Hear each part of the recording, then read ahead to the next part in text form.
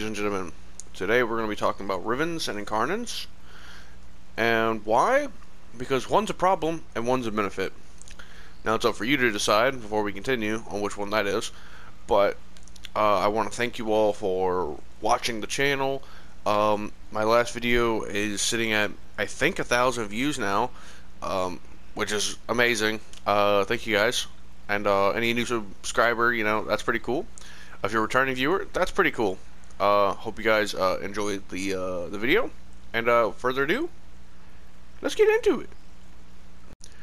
So, let's start this off by talking about Rivens.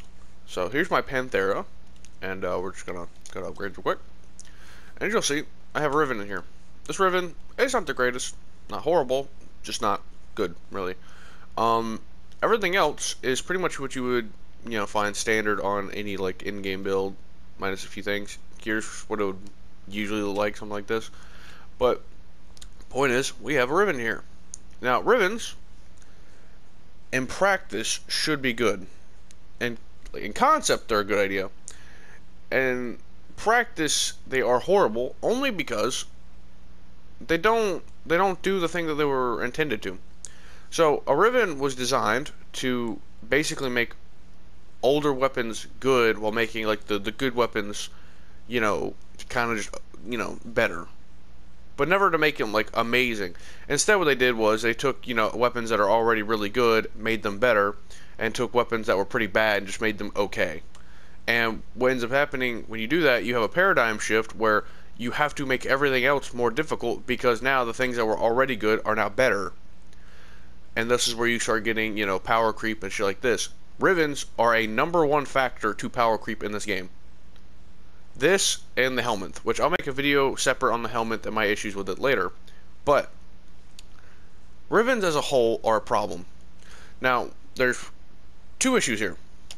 What do we do with these Rivens? Well, we can't get rid of them because we got people who've conned themselves into thinking that a Riven should be anywhere from 600 to 1,000 plat, which is absurd to even think about. But with that being said, you'll have people who will try and buy those, and they don't want to spend the time farming for them, so you sell it, and you just conned out of some dude for 1,000 plat, and now you can go spend all that on whatever the hell else you want. But the biggest issue that actually comes about this isn't like the market value price. It is the fact that it is complete RNG, which means the potential god roll is still just potential. There's really like no dedicated numbers on what you 100% looking for. Now people are gonna be like, oh yeah, just roll this like a billion fucking times so you get something that's kind of resembles what you'd want. And sure, that is a factor. However, we are getting to gotcha levels of RNG that this game was never meant to handle. And I don't know about you, but whenever you're farming Kuva for 7 billion years, we have an issue. Especially when Kuva is a useless resource outside of Riven, pretty much. There's almost no other time where you will be using Kuva. And because of that, Kuva is also redundant.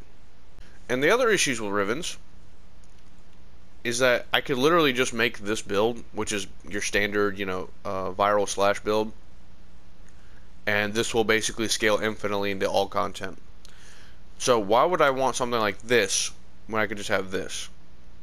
It's already here. Sure, I might have to do like 1 or 2 more format investment or something like that. But, this is still mostly viable. And this is a very budget build. I am like trying my hardest not to farm anything on this. And this is still passable. Doesn't make this a good gun, period. And neither does this. But you still have a gun that is possible to use at like level the highest level content in the game. So why would I use a Riven? Well, the thing is, you can basically roll like 3 abilities into 1 Riven. So basically, we have a critical damage. So we have like vital sense here, right? So we have critical damage, and we have slash. Well, slash. Well, technically we get that from Hunter's Munitions, but also it's a damage mod. So like Serration or Heavy Caliber, because it's boosting that stat, right? Now, the thing is, this does not matter. Now, obviously, this is not a great Riven, but it's to simulate a point. They're not good. They're a waste of your time. The majority of the time when you get them, they're not going to have anything you want on them, and you're going to be rolling them 1,000 times, unless you get that like really good RNG where you you know, your first like 3 rolls, you got something actually useful. But for the most part, they're bad. Some of the challenges on them are absurd. Like, to complete some of them, it's just ridiculous. And then, on top of that, why do we want Rivens? Why? When we have Incarnons. So here we are, with the Latron, okay? This thing is ass. Yeah, it's basically your standard, like, DMR type of weapon. So, you know, it has pretty good, crit chance and crit damage. That's basically all it was ever really good for the most part. However, we have the Incarnon, which basically revived this thing. Keep in mind, you do not need Rivens to make these things good, because they're just good in general.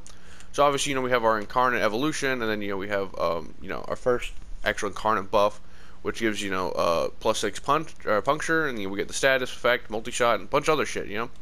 Then we get, you know, weapon recoil. This is basically, you know, some throwaway stats like zoom and whatever that we can get in here.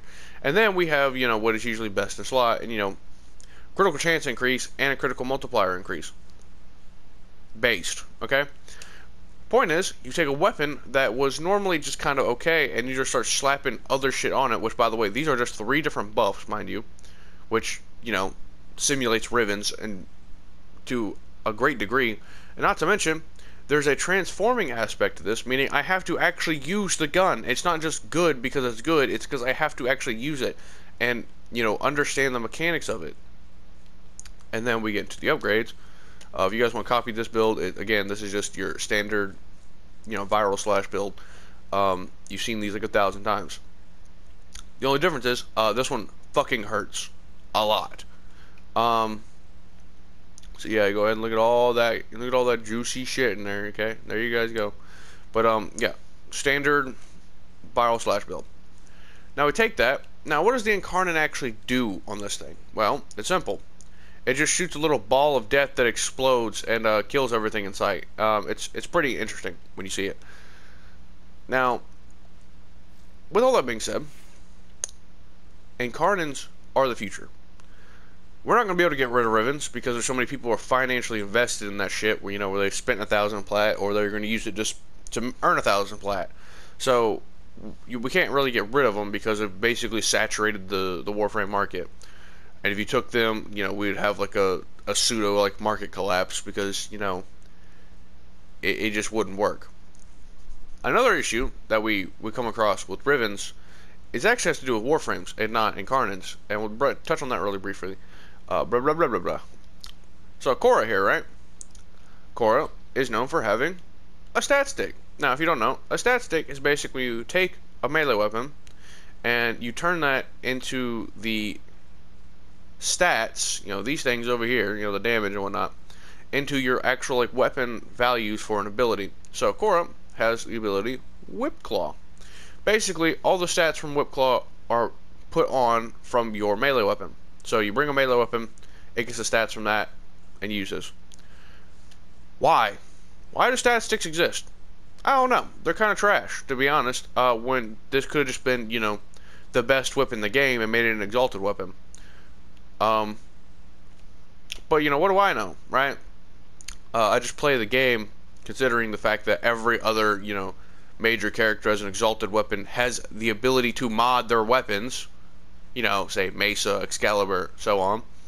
So we have characters like this, like Cora and Atlas and Gara, just to name like the ones that currently exist, to do this.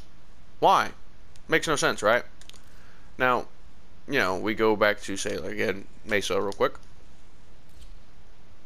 Her regulators, her peacekeepers. Her peacekeepers are her 4, which, you know, it's the you know, kills everything. We can mod these completely separately. It's pretty cool. The problem is, what does it matter if I could just say hypothetically turn this into a stat stick and just make it copy my, I don't know, my primary, my secondary, or some dumb shit? That takes away from the uniqueness of this, which is something else I have the issue with stat sticks, is that you're basically removing something that could have been a unique idea, and you just kind of canned it for some dog shit. Anyways, getting back to the main crux of this video, Incarnons.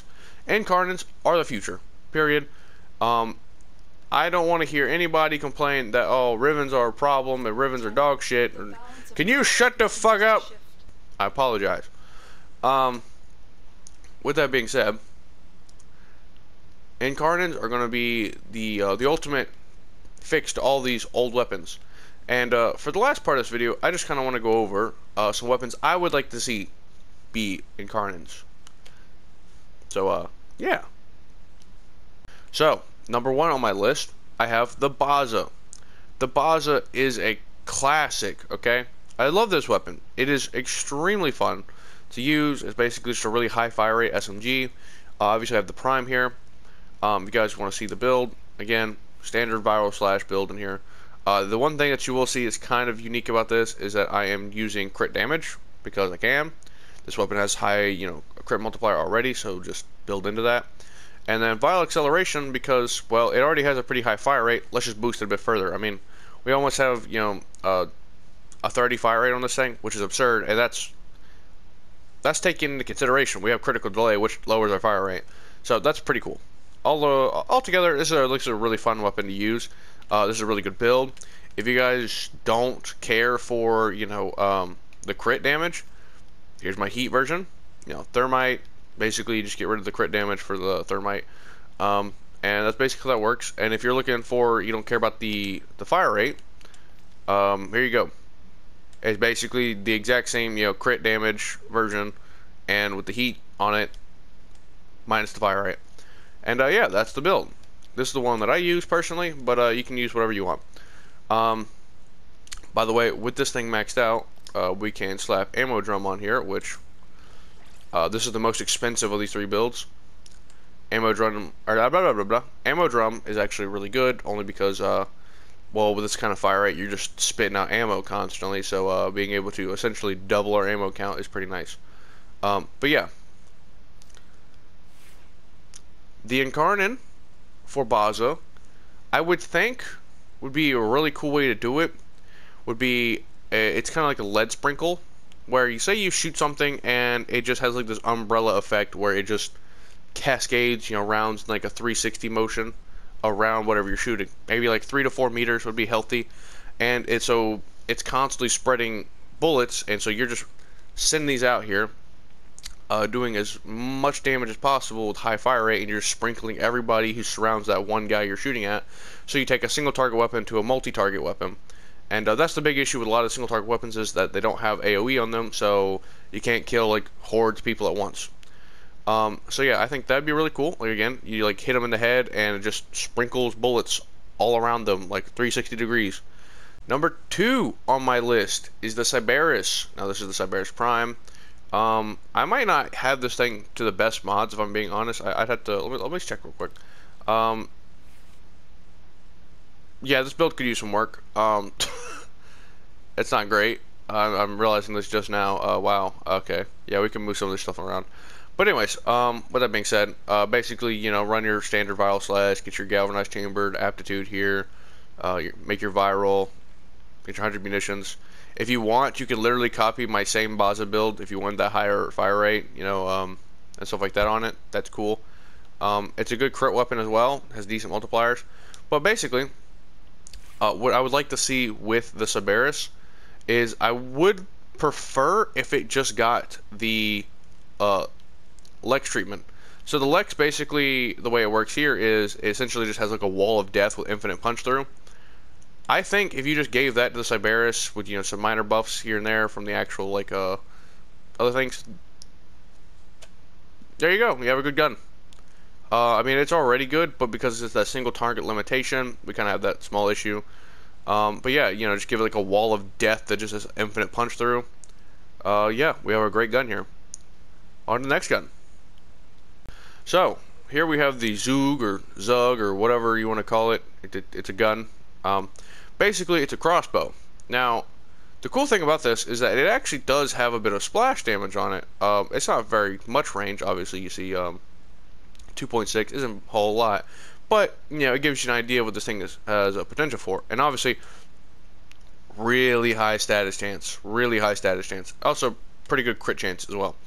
But what I'd like to see this thing do is give it that infinite punch through that a lot of these weapons need, but just allow it, every target it hits through, just, you know, it just explodes. It just keeps exploding. For every target it hits in contact with, it just explodes. That's literally all you need to do for this, is just give it a massive punch through, and all it does is just constantly explode. This is already a pretty good build. It's you know, it's got full auto fire rate. It's pretty good. The Prime version gives it a 30 round mag, so that's always a benefit. You could probably work that into the actual Incarnon itself for the increased ammo capacity if you wanted it. But yeah, overall, I think it's a really good gun. If you can get your hands on this, this will carry in Steel Path, and of course, here's my build. You know, again, this is essentially just your generic, you know, viral slash build. I have speed trigger here just for the increased fire rate, because, you know, critical delay is here as well. Kind of an issue. You could realistically get rid of this for viral acceleration if you wanted to, but it's whatever. This is no form of build. Anyone can copy this, especially if you have the Prime. I don't think if you have the base version, you might not be able to, but you get the point. So, for the next one, we have the Victus. Again, I have the Prime version here. This is actually a really good sniper rifle, but, you know, obviously with current day, it kind of fell off, so that's where we're going to get into it. My idea for the Incarnon for this would be on headshots, you know, you have that giant, you know, explosion, AoE damage, you know. Especially for a gun like this that doesn't have, you know, the greatest magazine, you know, 2 rounds isn't, you know, ideal. But basically just on headshots, you just land, just nukes the target for a bunch of damage.